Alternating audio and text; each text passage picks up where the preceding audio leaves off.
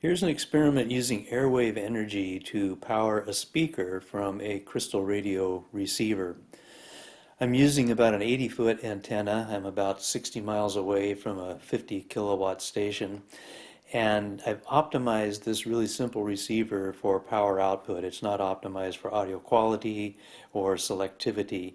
And right now, if you look at the meter, it's charging kind of in the vicinity of 15 to 20 microamps. This is a talk radio station, so it's bouncing up and down a little bit.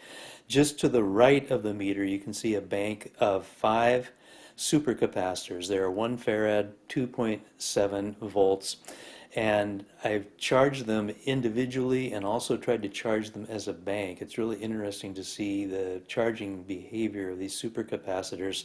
It's not intuitive, and when you get them all charged up, I can get up to about 5 or 6 volts total from the series connection. Now I'm going to disconnect the capacitors from the output of the receiver, and I'm going to connect a small LM386 amplifier and a speaker to that output.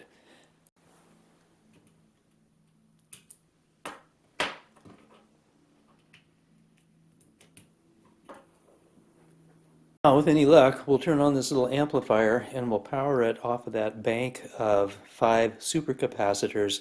It's not going to last long, but we're going to try and get some audio into the speaker.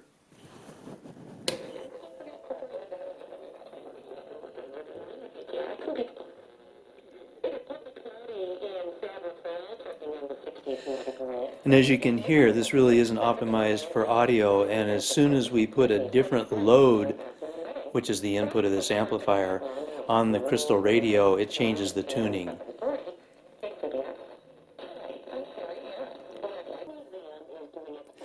So now we're running off of this bank of supercapacitors, and as you can see, the voltage on the supercapacitor bank is dropping really quickly. There's not a lot of charge in there compared to what this LM386 is going to require.